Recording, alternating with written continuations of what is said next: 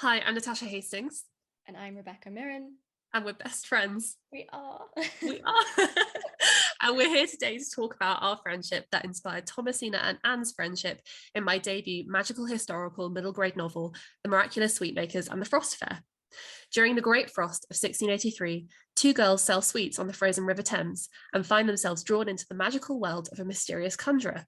It has themes of the power of friendship, the way grief shapes us all, and how love can warm even the coldest heart. Okay, my turn. The importance of friendship is one of the central themes in The Miraculous Sweetmakers and the Frost Fair. Thomasina is a trained sweetmaker, while Anne is an apothecary's assistant. And soon after meeting each other, they come up with the idea to sell tasty sweets in the form of medicine on the frozen River Thames, which goes down a storm. Oh, does They it? find them, it does. They then find themselves entangled in a magical icy adventure. But you'll have to read the book to find out what happens next. I love it when Yeah. people say that. I just think it's All the atmosphere. atmospheric, yeah. Okay, so I have some questions for you. Oh, do you? The first question is, what is it about our friendship that inspired the friendship between Thomasina and Anne? Okay. So just like Thomasina and Anne, I think you and I met at a really pivotal point in both our lives. So we were at university, and I think it's fair to say a lot of things were in motion. And amidst the chaos of everything, we found each other. And just like Thomasina and Anne, I think we encourage each other to strive to do the things we want to do in life, and we're there for each other in hard times too.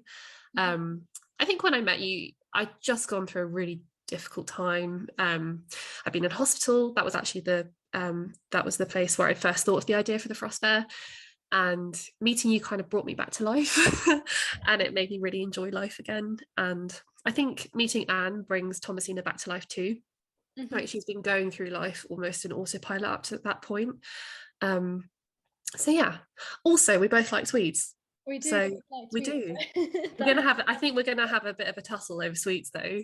Yeah. About what the best sweet is later. So Before we get there, okay. let's go for.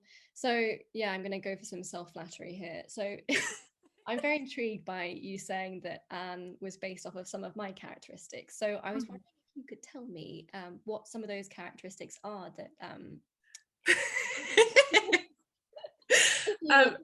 Gladly. So Anne is just I think what I really like about you and also Anne is that you're both very sensitive yet practical. I think you are a marshmallow underneath, but you're very strong and hardworking on the outside. Yeah, you're hardworking, but you make time to enjoy life too, which is a quality I really admire about you. And I think you're very creative and ambitious and clever, and Anne is too. And Anne's such a go-getter and a self-starter. She's the one who's really championing the idea of the girls going into business together from the start. And I think you have that fire in you too. Oh, that was very enjoyable. Thank you. Shall this just be the whole the whole video? No, that's so lovely to hear. Yeah, and yeah. So I guess with that in mind, what when you were writing Thomasina and Anne's friendship, what was the key characteristic that really speaks to you and that really means a lot to you and you like the most? So I think what I love about them most is they just make each other feel really safe to be themselves. So when they first meet, Thomasina can't believe she's made a friend. She spent all this time working and not really enjoying herself for the past 4 years, because of reasons that will be apparent in the book.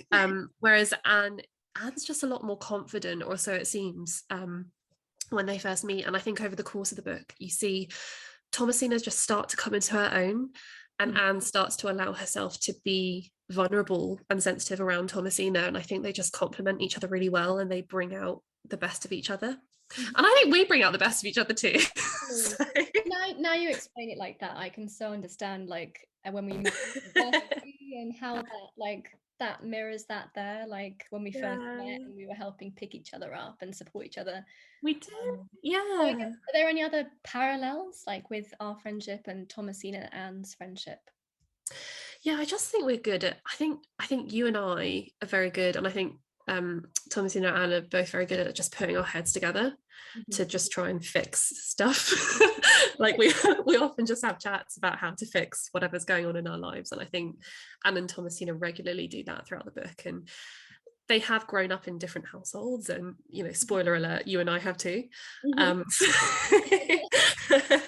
But I think what they have and what we have is just this, at least from my side, is this like instant connection and just an understanding between them and us. And I just felt that very much from the start of our friendship. I just knew I really wanted to be your friend. Yeah, bit of a spark there, bit of a love connection. Oh, definitely a love connection. Okay, so I've got a question for you. Okay, go. Okay, so Thomasina works as a sweet maker and works as an apothecary's assistant. I want to know, what job do you think you would have had in the 17th century, which is when the book is set? That's super interesting. I think I've thought about this before. I think I'd probably be something like a needle worker or like an embroiderer. Awesome. I think it's not that I've done much sewing before, but I think I'm a bit of a perfectionist. And in my own writing, I have a tendency to obsess over details. So I think if I were a needle worker in the 17th century, that would probably amount to like a really nice quilt or something. Oh, that's like really nice. Yeah. Oh, you'd be very good at a cape. Cape maker. I want to be a cape maker. The miraculous cape makers. I want to see that. I think you'd be really good at that. And I think you are very detail oriented, which is what I love about your writing. But I can see you making very intricate designs.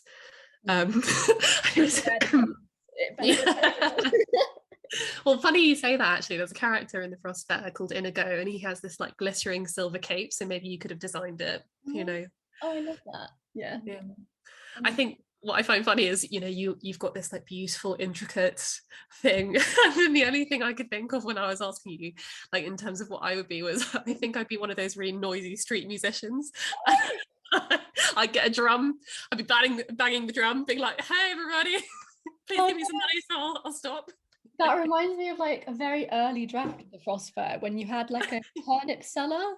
And I love the turnip seller, and I felt